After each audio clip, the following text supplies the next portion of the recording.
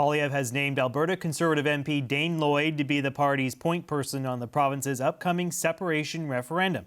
In a letter, Poilievre told Lloyd that our task is not to scold Albertans, it is to hear them, and that the answer is not for Albertans to pull away from Canadians, it is for Canadians to lock arms with Albertans.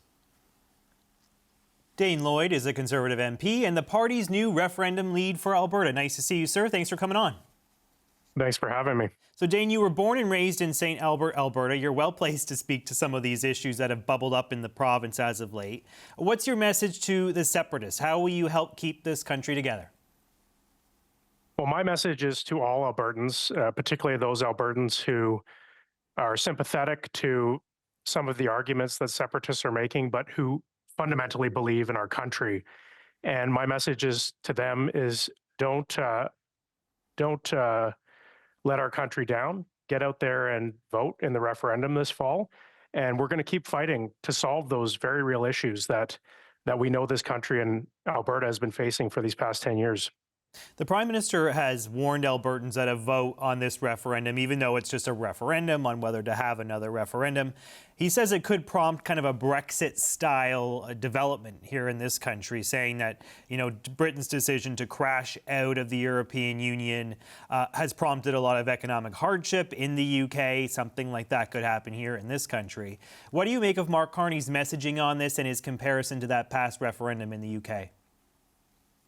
Well, I wouldn't be taking advice from the Prime Minister on this. He was, after all, involved in the Brexit campaign, Project Fear, I believe it was called. And I don't think this is a debate that is going to be won by fear. I know there's a lot of big numbers that are being thrown out there about the potential economic devastation that separation could cause. But I think our Conservative message is about a positive message, that we love our country. We are patriots. Albertans are patriots, and we need to come out and support keeping this country united, while also fighting to make a stronger Alberta and a stronger Canada. Your leader, Pierre Poilievre, as you say, has been out on this already. He was one of the first out of the gate, I think, with a speech trying to convince Albertans to stay put. In his letter to you announcing this new job title for you and this new responsibility, he says that you will not be scolding Albertans. That's not what they want to hear. They don't want to be scolded. Do you feel like Albertans are scolding, or the Liberals are scolding Albertans right now? Is that sort of the tone you're getting from the Prime Minister when he speaks about this issue? Well, I think anytime when we're trying to use fear as a tactic, I think people can see through that. I don't see it particularly as scolding Albertans, but that's exactly the wrong attitude. We shouldn't be scolding people. We should be trying to bring people together to support this country. After all, we've seen for the last 10 years a very divide and conquer policy out of the Liberal government, and it's partially a response to that divide and conquer policy, which has brought us here today. And we need to heal this country and bring Canadians back together again. The Prime Minister has, spent significant political capital really trying to secure a new pipeline to the Pacific, signing that MOU with Alberta Premier Daniel Smith, agreeing to tight timelines to get the project through the regulatory process. There's even talk of the government financing and owning this pipeline to ensure its construction. Doesn't that signal to you that the federal Liberals are quite serious about addressing some of these regional grievances? They're clearly dialed in. They want to deliver a pipeline. That's what the province has been asking for a long time.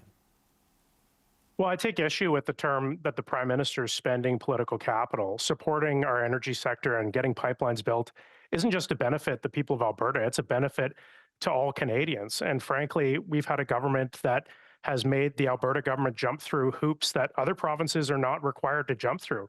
And the fact is, we need these energy projects not only for the good of Alberta, but for the good of the country. And Albertans shouldn't have to be grateful that the federal government's finally getting out of the way and saying that maybe we'll support some of these projects going forward.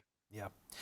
Mr. Poilievre and you in this interview are sort of framing the referendum in partisan terms, kind of invoking Liberal failures. Mr. Poilievre effectively saying Albertans should stay because the country will be better when the Conservatives are in charge. Is there a risk of that sort of messaging? Do you not see any opportunity to work with the Liberals to beat back the separatist threat, to kind of join forces, if you will, to try and turn back the separatists? Well, I think that you're presenting it very much as an us and them. And I don't view unity as a partisan issue. I view my job as a member of the opposition is to hold the government to account. And I've seen some people speculate that maybe we should pull our punches and not criticize the government for its past 10 years of failure, especially regarding Alberta. But I think ignoring the problems that Albertans have been raising for the past decade plus is exactly the wrong attitude. It's only when we have a government that starts to deal with these problems that we're actually going to see a solution, that we're actually going to see Canadians coming together again. If we ignore those problems or try to turn it into an us versus them, then I think we're laying the seeds for continued separation sentiment across the country going into the future. And so let's deal with these problems instead of just trying to ignore and trying to marginalize people. What is your read on just how many separatists there are? I mean, we've seen different polls, that suggest it's about 35% of the electorate, or at least people who are responding to these surveys. What's the sense that you're getting from your community? Do you feel like it's more widespread than that? Do you feel like there's an actual chance this referendum question succeeds? Like, how are you reading the tea leaves as it stands? Well, I think we need to take this referendum very seriously. We need to take the concerns of Albertans very seriously. I don't think the referendum will be successful. I live in a rural riding west of Edmonton. It's exactly the kind of communities that people would say this is going to be a hotbed for separatist activity. But I can tell you, when I'm going through Spruce Grove and Parkland County and Stony Plain and Drayton Valley, the amount of Canadian flags that I'm seeing, we always had Canadian flags flying in many houses, but the amount of Canadian flags I'm seeing flying is more than I've ever seen before. Canada Day, the amount of patriots that came out to my barbecues and to the Spruce Grove and other barbecues, Canadians are patriotic. We might have, on the separatists are talking about some of the issues that we've had with Ottawa, and we can agree that there are problems, but we'll never agree on the solution. And the solution is not to break up Canada. Before I let you go, I want to ask you about a series of media reports that we've seen over the last week concerning Conservative infighting and how morale is low. We've seen, of course, the party's been trailing in some of the polls as of late. You've lost 5 MPs to defections. Several Conservatives are speaking out publicly against Mr. Poilievre's continued leadership. How are you feeling about your party, given some of the bad fortunes you've had as of late? Well, I think, we're about over a year out from an election where this Liberal government had a minority, and they've managed to cobble together a majority through some floor crossers.